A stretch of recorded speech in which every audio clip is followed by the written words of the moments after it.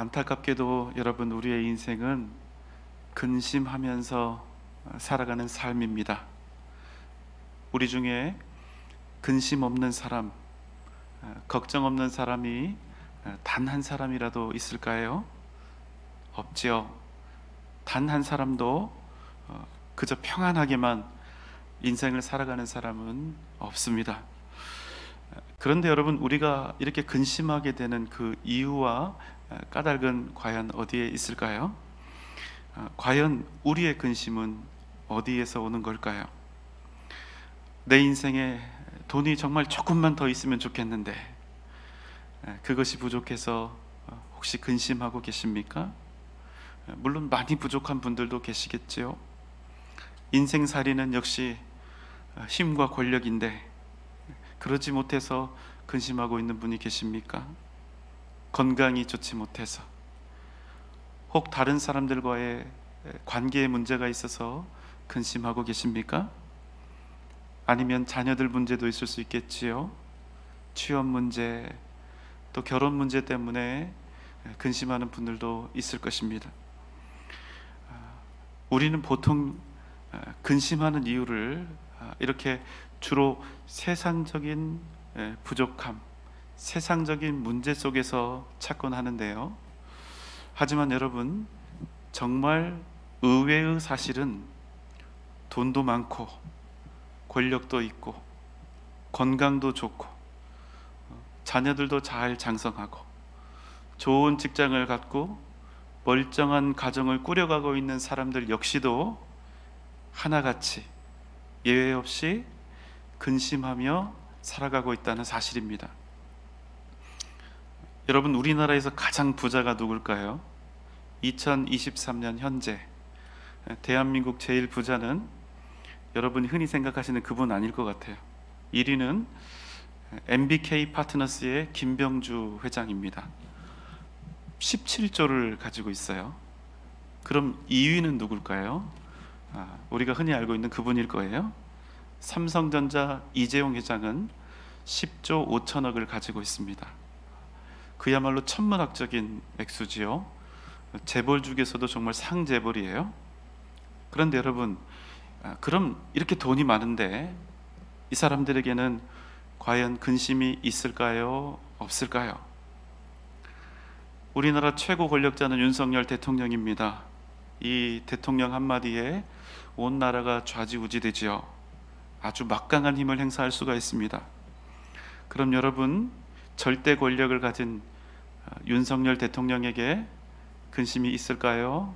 없을까요? 답은 다 알고 계시죠? 한 가지는 분명합니다. 최고의 부유함과 권력을 가진 사람들이라 할지라도 근심하는 삶에서 결코 자유롭지 못하다는 것입니다. 그럼 한 가지는 선명해지죠. 무엇입니까? 돈이나 권력이 아무리 많은 돈과 권력을 가지고 있다 할지라도 결코 우리 인생에서 찾아오는 근심을 사라지게 할 수 없다는 것입니다. 건강이 어려운 분들 계시지요? 지금 건강 때문에 근심하고 계실 것입니다. 위중한 병 중에 계신 분들도 계실 텐데 더욱 그 근심이 크시리라 생각이 됩니다. 어떤 분들은 인생의 위기를 만나서 심각하게 고전하고 계실 것이고요.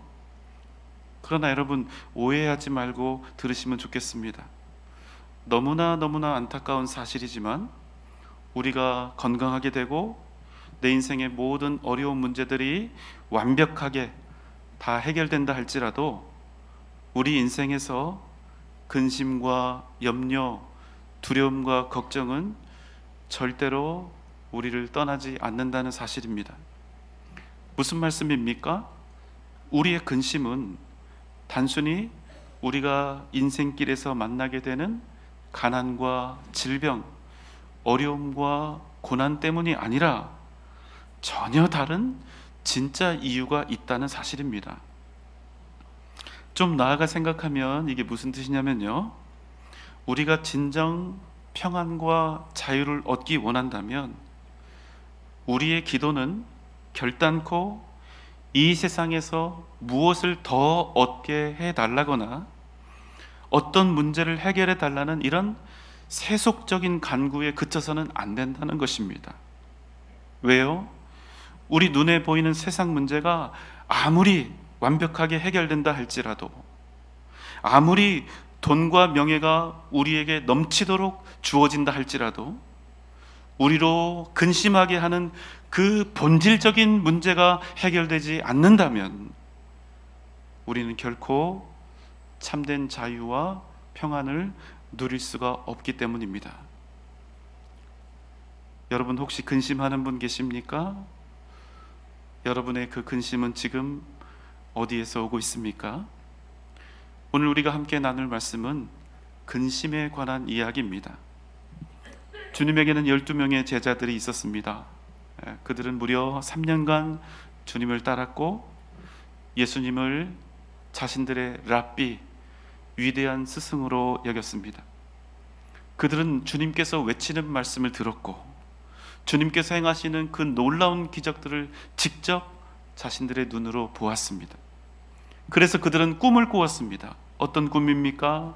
예수 그리스도께서 로마 제국을 이기고 이스라엘을 독립된 나라로 다시 회복시키는 꿈, 이전날 다윗 시대의 영광을 일으키고 그래서 온 나라가 풍요와 부강함을 누리는 꿈. 제자들은 이 꿈을 꾸고 온갖 기대와 소망으로 넘쳐났던 것입니다. 하지만 여러분, 이 일은 어떤 일일까요? 제자들이 예수 그리스도를 자신들의 스승으로 삼고 하나밖에 없는 자신들의 인생을 주님께 걸었던 이 일은 일생일대의 가장 큰 오판이었고 실수였다는 사실입니다. 요한복음 16장 2절입니다. 사람들이 너희를 출교할 뿐 아니라 때가 이르면 무릇 너희를 죽이는 자가 생각하기를 이것이 하나님을 섬기는 일이라 하리라. 여러분, 제자들이요, 주님을 따르면서 기대했던 것은 무엇입니까? 주님께서 온 땅을 정복하고 왕이 되시는 그날 자신들도 주님과 더불어서 한 자리 차지하고 큰 영광을 누리는 것이었습니다. 그래서 그들은 이 일로 인하여 때때로 다투었죠. 마태복음 9장 33절 34절입니다. 가버나움에 이르러 집에 계실새 제자들에게 부르시되 너희가 길에서 서로 토론한 것이 무엇이냐 하시되 그들이 잠잠하니 이는 길에서 서로 누가 크냐 하고 쟁론하였음이라. 제자들이 서로 논쟁하며 목소리를 높였습니다. 우리 중에 누가 크냐? 주님의 나라가 이 땅에 임할 때, 주님께서 왕이 되셨을 때 누가 더 높고 영광된 자리를 차지하는 것이 옳으냐? 그들은 욕심에 사로잡혀서 서로 다투고 있었습니다. 그런 그들을 향해서 주님께서 말씀하시는 것입니다. 사람들이 너희를 출교할 것이다. 너희들을 내치며 학대할 것이다. 사람들이 나로 인하여 너희를 핍박하고 채찍질하고 손가락질할 것이다. 심지어 너희를 죽이며 말하기를 이것이 하나님을 섬기는 일이라 할 것이다. 여러분, 무슨 말입니까? 예수 때문에 모든 근심, 걱정 사라지고 세상의 부귀영화를 다 누릴 수 있으리라고 기대를 했는데 주님은 이들에게 오히려 주님 때문에 세상의 미움과 핍박을 받게 되리라, 이렇게 말씀을 하신 것입니다. 만약 여러분이 제자들이었다면 어떤 마음이 드셨을까요? 주님 믿으면, 교회 열심히 다니고 신앙생활 뜨겁게 하면 인생에 닥쳐온 내 모든 문제들이 다 해결이 되고 거칠고 힘겨운 장애물이 다 사라질 것이라 이렇게 열렬히 기대를 했는데 주님은 오히려 뭐라고 하신다는 겁니까? 주님 당신을 인하여, 주님 당신 때문에 되레 세상의 미움을 받고 고난을 당하게 될 것이라, 이렇게 말씀하신다는 것입니다. 여러분, 이 상황을 이해하실 수 있겠습니까? 세상 걱정, 세상 염려 다 떨쳐버리기 위해서 인생의 모든 문제들 다 물러가길 바라며 예수 믿고 따르기를 결심했죠. 하지만 그들 앞에 지금 어떤 일이 일어나고 있습니까? 마태복음 17장 22절, 23절입니다. 갈릴리에 보일 때에 예수께서 제자들에게 이르시되 인자가 장차 사람들의 손에 넘겨져 죽임을 당하고 제3일에 살아나리라 하시니 제자들이 매우 근심하더라. 제자들이 말입니다. 이제 주님 때문에 영광 받을 그날을 손꼽아 기다리고 있었는데 주님께서 오히려 당신의 죽음을 예언하고 계신 것입니다. 인자가 장차 사람들의 손에 넘겨져 죽임을 당하고 제3일에 살아나리라. 주님께서는 분명히 제3일에 살아나리라 말씀하셨지만 제자들의 귀에는 죽임을 당하신다는 그 내용만 들려왔습니다. 왜요? 죽은 사람이 다시 살아나는 일은 불가능한 일이요, 절대로 일어날 수가 없는 일이기 때문입니다. 제자들은 주님의 말씀을 듣고 아주 큰 근심에 빠졌습니다. 왜요? 주님이 죽는다면 자신들이 지금까지 품었던 모든 기대와 꿈들이 산산이 부서져 버릴 것이기 때문입니다. 제자들은 두려웠습니다. 여러분, 사실 그들이 주님을 공짜로 따른 것이 아니었죠. 어떤 사람은 대대로 밥벌이를 해주던 그 소중한 고기잡이 배를 버렸습니다. 어떤 사람은 자신에게 쉼과 부유함을 주던 세리의 직을 버렸습니다. 어떤 사람은 사랑하는 가족과 평생 살던 집을 떠나왔습니다. 주님을 따르기 위해서 나름 각자 자신이 가지고 있던 크고 작은 것들을 희생했던 것입니다. 그런데 여러분, 그 결과가 어떻게 되었습니까? 완전히 망한 것입니다. 요한복음 16장 16절입니다. 조금 있으면 너희가 나를 보지 못하겠고 또 조금 있으면 나를 보리라 하시니. 주님께서 말씀하셨습니다. 조금 있으면 너희가 나를 보지 못하리라. 내가 아버지께로 가미니라.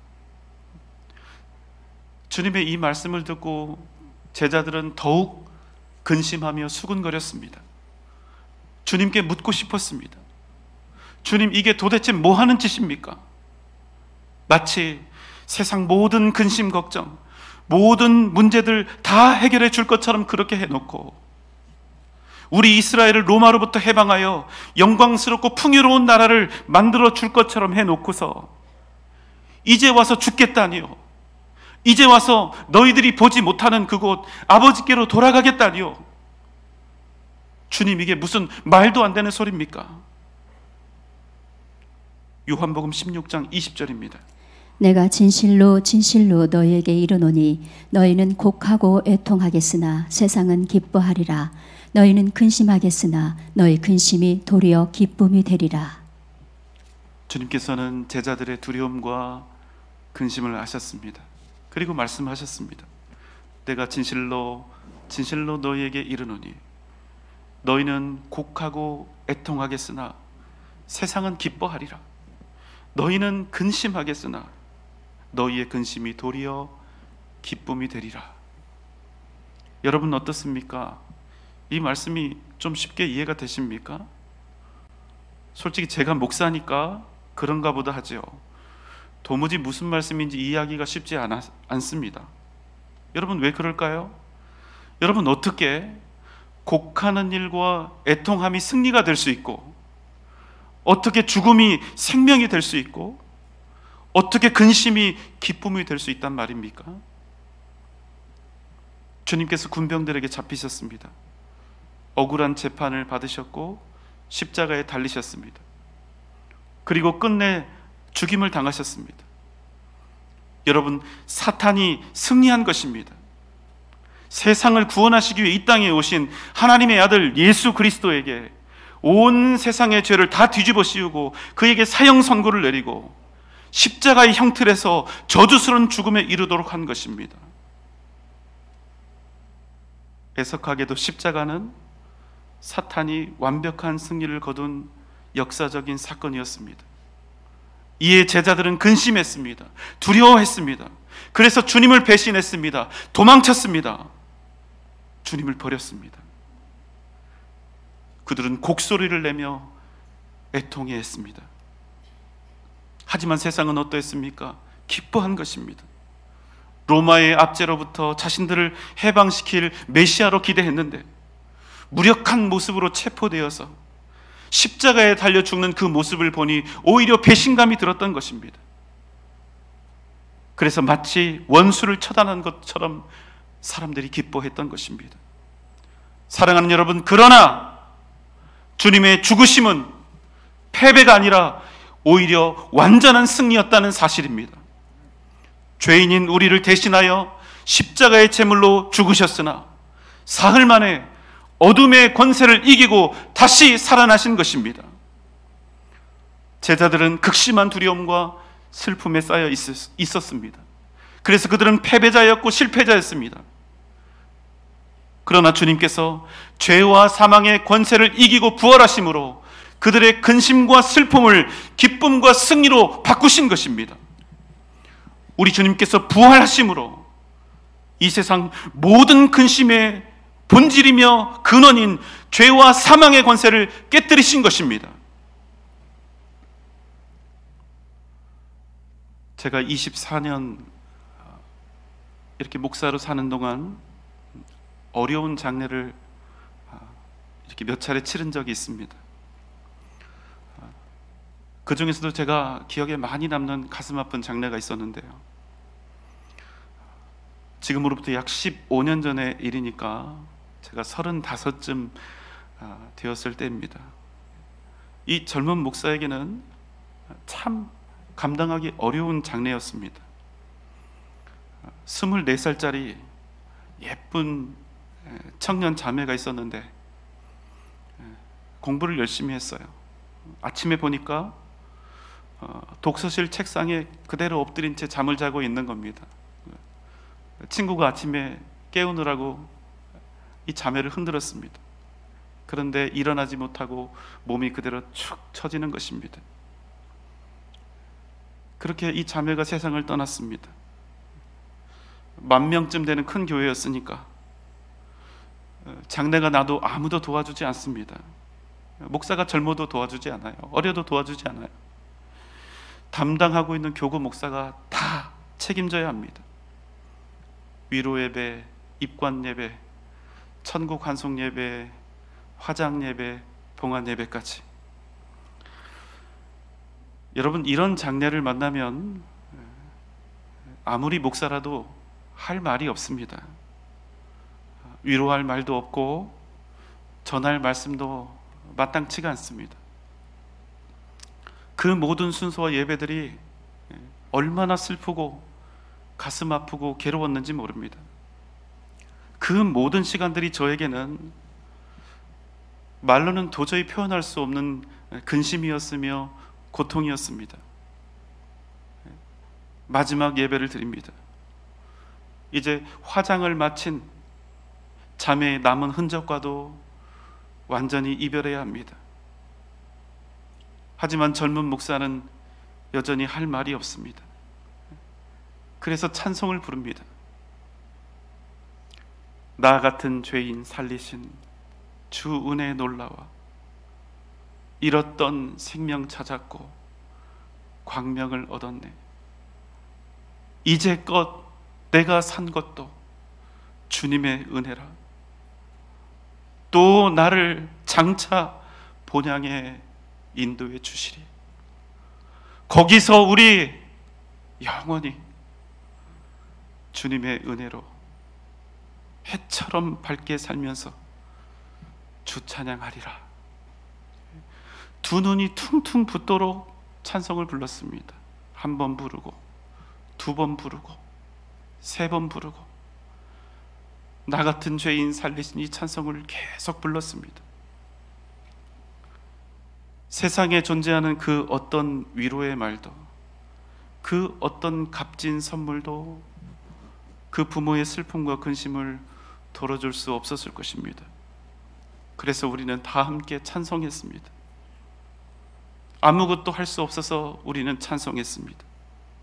그러나 우리는 함께 찬송하며 한 가지 확신을 얻게 되었습니다. 거기서 우리 영원히 주님의 은혜로 해처럼 밝게 살면서 주님 찬양하리라. 예수 그리스도 안에 있는 자에게는 죽음이 결코 죽음이 아니라 영원한 생명이요 구원의 역사인 것을 함께 더불어 고백하게 된 것입니다. 사랑하는 여러분, 우리의 근심은 어디에서 오는 걸까요? 우리가 생각하는 것처럼 그저 어떤 세상의 조건이나 환경에서 오는 걸까요? 그렇지 않습니다. 우리 근심의 본질은 죽음에서 오는 것입니다. 죄인인 우리가 어쩔 수 없이 반드시 만나게 될 그 마지막 관문, 바로 죽음에서 오는 것입니다. 이 죽음에 대한 두려움에서 우리의 근심은 시작되는 것입니다. 무슨 말씀입니까? 사실은 아주 간단합니다. 한번 여러분 생각해 보세요. 만약 우리가 아무것도 먹지 않고 굶어도 죽지 않고, 맞아도 죽지 않고, 다쳐도 죽지 않고, 큰 사고를 당해도 죽지 않고, 병 걸려도 죽지 않고, 나이가 아무리 들어도 죽지 않는다면 여러분, 우리에게 무슨 근심이 있겠습니까? 어떻게 해도, 무슨 일을 당해도 죽지 않는데 뭐가 무섭고 뭐가 두렵겠습니까? 여러분, 우리가 우리 인생을 얼핏 보면요, 우리 인생이 뭔가 가진 것이 없고 부족해서 우리가 근심하는 것처럼 보이고, 우리가 힘이 없어서 근심하는 것처럼 보이고, 우리가 병에 걸려서 근심하는 것처럼 보이지만, 그 근심의 본질에는 죽음에 대한 두려움이 있다는 사실입니다. 사랑하는 여러분, 우리 주님께서 십자가에 달려 죽으시고 사흘 만에 다시 부활하신 것은 우리에게 어떤 의미입니까? 바로 그 근심의 본질, 두려움의 본질, 고통과 괴로움의 본질인 죄와 사망의 권세로부터 우리를 자유케 하시고 우리로 영원한 생명을 얻게 하신 것이었습니다. 안타깝게도 우리 인생은 피할 수 없는 근심거리들로 가득합니다. 도저히 회피할 수 없고 그 어떤 대비도 할 수 없는 수많은 비극과 고통들로 가득하죠. 그러나 그럼에도 불구하고 사랑하는 여러분, 우리가 주 예수 그리스도 안에 있으면 더 이상 죄와 사망의 권세가 우리를 지배하지 못한다는 사실입니다. 죽음조차도 우리를 결단코 넘어뜨리지 못하는 것입니다. 왜 그렇습니까? 로마서 8장 35절, 37절로 39절의 말씀입니다. 누가 우리를 그리스도의 사랑에서 끊으리요? 환난이나 공고나 박해나 기근이나 적신이나 위험이나 가리랴. 그러나 이 모든 일에 우리를 사랑하시는 이로 말미암아 우리가 넉넉히 이기느니라. 내가 확신하노니 사망이나 생명이나 전사들이나 권세자들이나 현재일이나 장래일이나 능력이나 높음이나 깊음이나 다른 어떤 피조물이라도 우리를 우리 주 그리스도 예수 안에 있는 하나님의 사랑에서 끊을 수 없으리라. 누가 우리를 그리스도의 사랑에서 끊으리요?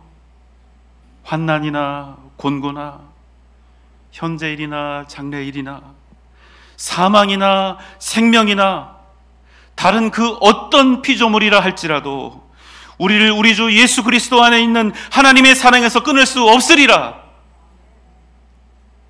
여러분, 이 세상 그 무엇도 우리를 하나님의 사랑에서 끊어내지 못하는 것입니다. 이 세상 그 무엇도 우리에게서 영원한 하나님의 나라 천국을 빼앗아갈 수 없는 것입니다. 여러분 믿습니까? 사랑하는 여러분, 근심하지 마십시오. 주님께서 우리에게 영원한 승리를 주셨습니다. 항상 기뻐하십시오. 오직 하나님의 인도하심과 행하심을 신뢰하십시오. 우리가 주님 안에 있으면 그것이 무엇이라 할지라도 그것은 반드시 우리에게 복이 되고 선한 것이 될 것을 믿으십시오. 그러면 여러분에게 오직 하나님께서 주시는 영원한 자유와 평강이 넘쳐나게 될 줄 믿습니다. 요한복음 14장 1절의 말씀입니다. 너희는 마음에 근심하지 말라. 하나님을 믿으니 또 나를 믿으라. 너희는 마음에 근심하지 말라. 하나님을 믿으니 또 나를 믿으라. 오직 믿음으로 승리하는 복된 여러분 되시기를 주님의 이름으로 축원합니다.